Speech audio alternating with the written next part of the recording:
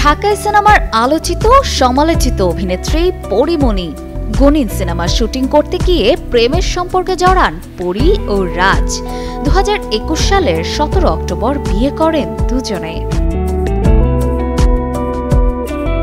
এরপর তাদের কোল জুড়ে আসে ছেলে শাহিন মোহাম্মদ রাজ্য। সম্পর্কের টানাপোড়েনে 2023 সালের সেপ্টেম্বরে বিচ্ছেদের পথে হাঁটেন এই তারকা দম্পতি। বর্তমান সময়ে কাজের পাশাপাশি ছেলে রাজ্যকে নিয়ে সময় কাটছে পরীর। এদিকে পরীমণি সামাজিক যোগাযোগ মাধ্যমে ভক্ত অনুরাগীদের মাঝে এক ভিডিও শেয়ার করেছেন, যেখানে দেখা যায় মা ছেলে বিছানায় শুয়ে খুনসুটি করছে আর ছেলে পরীর চশমায় প্রজাপতি স্টিকার লাগাচ্ছে।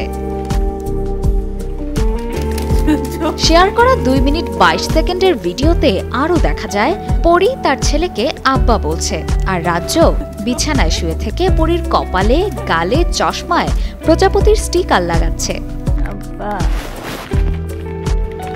ক্যাপশনে পরী লিখেছেন, আমাদের প্রজাপতি খেলা। এদিকে কমেন্ট বক্সে নেটিজেনরা পরী আর রাজ্যের খুনসুটি দেখে বেশ প্রশংসা করছেন। একজন নেটিজেন লিখেছেন, পরীর ডানাগুলোকে আল্লাহ নেক হায়াত দান করুক, আমিন। আরেকজন বলছেন, মা ছেলের ভালোবাসা দেখতে খুব সুন্দর লাগছে। অপর্ণা বর্ষা, কালের কণ্ঠ।